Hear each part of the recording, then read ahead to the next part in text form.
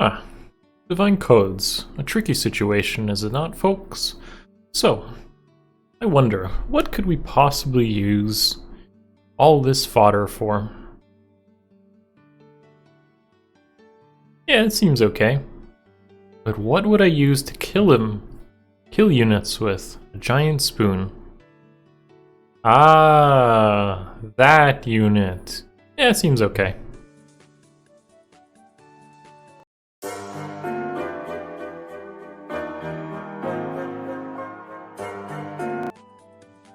Hey guys, Akariss here, bringing you another video.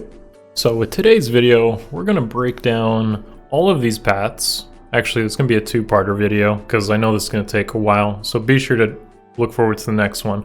But we're going to break down all the paths as shown below, and I'm going to try to assign them into certain criteria of the game where they can find the most value. We're going to break down every piece of fodder from the time of this recording of the video where it's pretty much unique, like not found on a Grail unit or a 3 or 4 star unit of the gacha. So with that being said, there is quite a bit to go through, but I will cover 3 of the 6 paths in this video, and you can look forward to the other 3 in the next video. In case you kind of forget what we're doing, the blackboard is on the left, so with that being said, let's jump into it. So first up, we got the heroes path. Wow, this one's a doozy. So as you can tell already, and I'm gonna go linearly here. Alphonse is pretty much nothing. Giant spoon, sturdy blow, defense smoke. Can all pretty much be found on either gacha or grail units, so at most you're saving feathers or grails, not really anything too fancy. Next up is Ylger. Ylger has Sorcery Blade. Now, Sorcery Blade seems like it would be good, but unfortunately has way too many conditions to really stand out as a skill that finds any use in the current game. So, yeah, kind of a loss. It's just the condition of being near a mage adjacent and then being able to do adaptive damage, and I think it's infantry locked as well, really makes this pretty bad. Speed tactic is now available on Tamari, so really nothing much going here for almost 1200 codes into this path. Next up, we got Dazzling Staff, and the staff that is unique to Bruno, which pretty much lets you heal himself and others around him for 7 HP, pretty much like a Heron effect. I'd actually consider this pretty good, the staff itself, because other than Herons, there's not that much ways to get passive healing, at least at the beginning of a turn. So there could be some AR defense value here for that staff. Now, the thing is that it might be a little bit competitive with other good options like Panic or Flash, so I'm not totally sold, but Dazzling Staff is still pretty hard to get. So, yeah. Next up, we got Attack Speed Link and Kabura, yeah. Plus, Attack Speed Link, believe it or not, is actually still only on seasonal units. I do expect it to show up at some point, either on seals or fodder, because we've had most of them show up. But the bow is still something unique that will make her stand out in this path, being pretty much a dual chill. So it's pretty good, it's not bad. But that's really the extent of it. The attack speed link I feel is very good though, especially to synergize with Fort Cav or Fort Flyers or Fortify Armor, because then you can pretty much get 1 unit to buff 6 to all stats, and cleanly too. And finally, to round it out, we have Mere Impact and Bowie Board. I'm going to call it Bowie Board. Bowie Board, not that impressive, pretty much just gives you extra attack and res, I believe, not too great, but Mere Impact is a great AR defense skill. So the heroes path overall, I'd probably rate it as something more of like an AR offense or AR defense type of path. I do want to note, since we're already through the first kind of path here, that any of this stuff, any of these units, if they can be used to add merges to, let's say, a core unit for whatever reason, like let's say you have a +9 Ylger or a +9 Spring Alphonse, don't ask me why you would have that, but if you did, getting any of these merges for what would be a potential core unit is very good value and would definitely make them stand out. But I'm assuming, when of course I'm rating these paths, that you have pretty much no merge value out of these units, maybe don't even have a one-off, so we're strictly looking at fodder, and fodder which is not easily available, and that's why you're looking at this path here. There's not much going for it, but if you were to use it, there's definitely AR defense and AR offense stuff Smite for Link, staffs that could be used on defense, bows on offense, and Mirror Impact for defense are all pretty good. So the kind of path itself goes for what I would consider to be more AR defense or offense oriented. Second path on our list is the Mystery of Shadows, or Mystery or Shadows of Valentia path, as otherwise known. So, starting off, the beginner unit does actually have something unique in Bridal Bouquet. Unfortunately, Bridal Sheeta doesn't have anything else really going for her, and Bridal Bouquet I feel is better than at least the melee variants of this, like the spoon, the wedding spoon, I forgot what it's called. It's easier to set up and it does a little bit of buffs, but unfortunately these buffs don't really carry into the next player phase, and that's what really sets them back, and therefore they're not really that good, especially when compared to other options. So Sheeta is unfortunately kind of a miss. And now we have the 800 papers Divine Code unit giving us pretty much nothing, with Distant Defense and Spur Defense and a Preference Weapon literally not giving Celica anything. Means that it would be a dud for most people to invest in.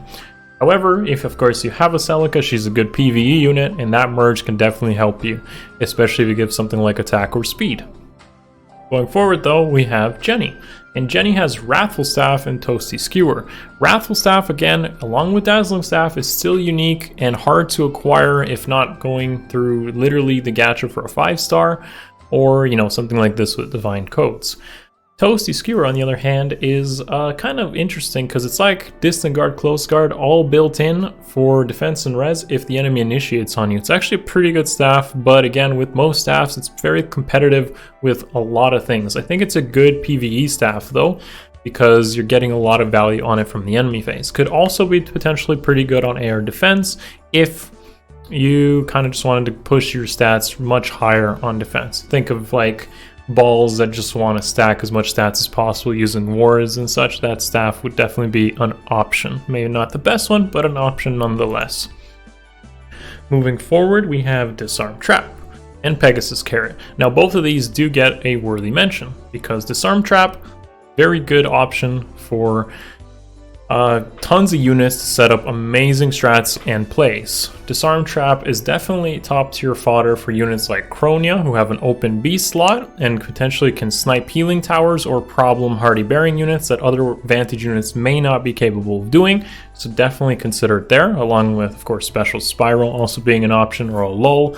Those are all Kronia things, but you can also give Disarmed Trap to other types of units too that are also supportive in nature. For example, your Dancer, like Tethys, could use Disarmed Trap to test traps. Again, it's not the ideal thing because maybe Wings of Mercy could be better. You could give it to Air to also allow her to snipe certain units, and combined with Fury and Lithiaburg actually allows you to run a sort of Gale Force, Air Force as it's called strategy, where she chips her own damage using Fury and Lithiaburg to have health to set up Wings of Mercy. Very good strategy as well. Definitely might be covering it in a future video if I can attain this fodder and possibly put it together. Pegasus Carrot is probably a very unique weapon because it's very good on colored daggers, and I feel like weapons like this need to exist more because colored weapons, bows, and daggers are somewhat of a meme. They're just not that good because colored units have like generally worse matchups than colorless units overall. So Pegasus Carrot having effective weapon and a boosted effect for fighting weapon triangle advantage seems kind of okay. It's unfortunate it doesn't affect the weapon triangle disadvantage as well, but more weapons like this should exist, honestly, to give colored daggers and bows more of an advantage. Okay, last thing on the list is Fort Defense Res on Cliff.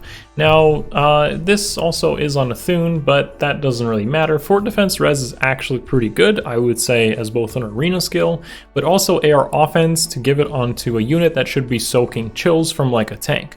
To bump up defense res, make a certain support unit have enough defense res to take the Dark Shrines or chill defenses or res, so that your tank carry unit doesn't get hit by those chills.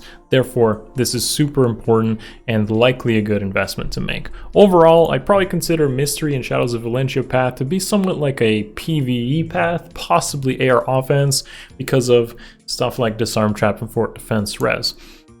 Not the best of value, but again, most of the paths are lacking considering how long it honestly takes to get these codes.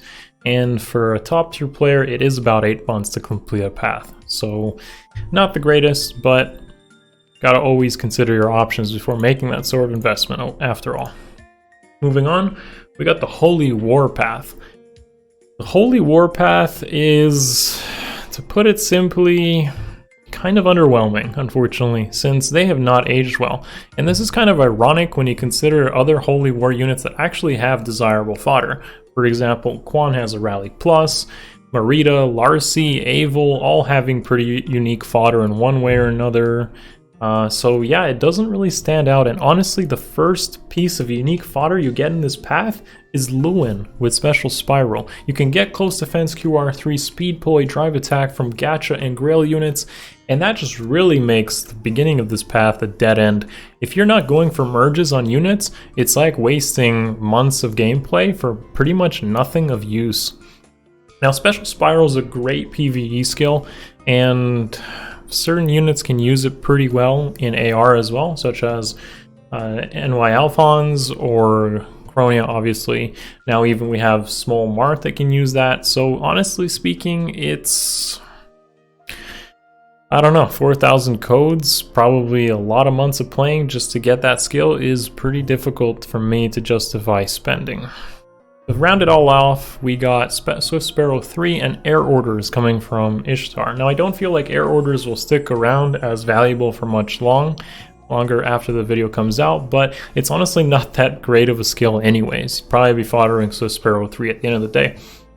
And Swift Sparrow 3 is a decent skill.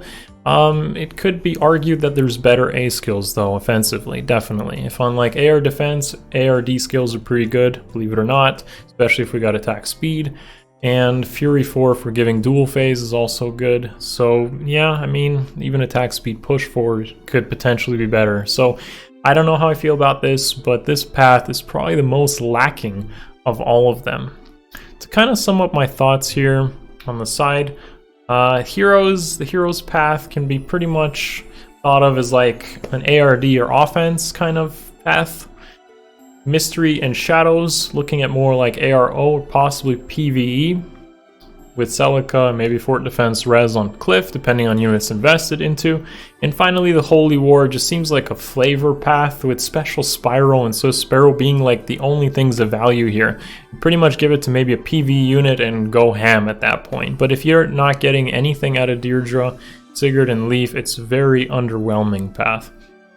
With that being said, please let me know what you guys think. There are 3 more paths I'm going to cover in the next video, because those ones look like they'll be a little bit better than what we covered here. I'm actually going to recommend that, and I'm going to say this in the next one too, the ideal case here is that we're probably going to get new paths in the future. There is a thing that says newest and added, so I totally expect to get more paths in the future. So the best option is actually just to save your papers until we see what options we might have. There might even be a second set of these codes later, and therefore the best option is probably to save. But if you need something desperately, a final merge, or it's just a specific fodder to round out a strategy, or maybe scoring like Harsh Command Plus, for example, it might be worth considering. With that being said, if you guys enjoyed the video, give it a thumbs up, like if you haven't, or subscribe, and I will see you in part 2, which will be coming up shortly after this video comes out. Thank you guys for watching. Please let me know if you've invested into the new paths. I really do want to know what you guys think of this, or what your units you're looking forward to seeing in the future. Thanks guys. Peace.